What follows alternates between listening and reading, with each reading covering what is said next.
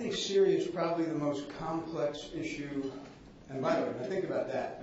With all the other things we've just talked about, we haven't mentioned 4 or 5 other parts of the world that are complicated. Syria is the most complex of all because it is in many ways, a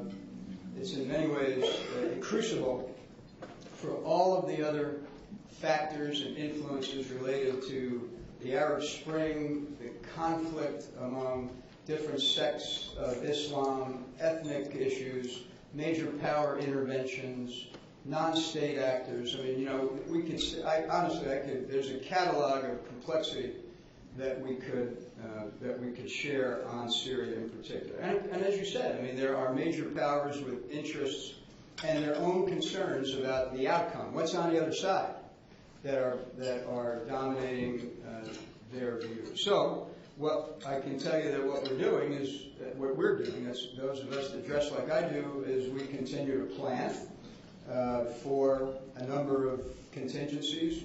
We're prepared to provide options if those options are required. And that's not just options internal to the United States. As you know, Syria is bordered on the north by Turkey, a very close NATO partner. And so we're working through NATO as well to understand, to try to clarify, and to try to collaborate on planning that ultimately might be useful. But the military instrument of power at this point is not the prominent instrument of power that should be applied to Syria. There are, by the way, places where Russia and we are collaborating mightily. The northern distribution network out of Afghanistan is possible only with their help. We're working counter-piracy, counter-narcotics, border security, counter-terror. There's more places that we are working with our partners than not. But it is, as Secretary Lavrov said, an issue that could proliferate. In particular, I think if Iran achieves nuclear weapon status.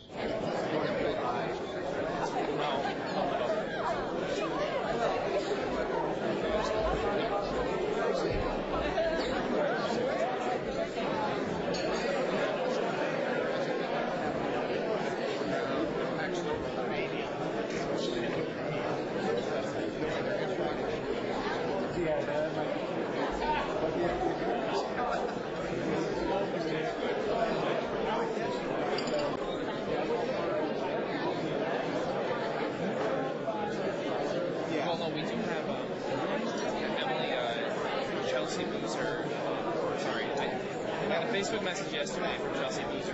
We're in church. One second.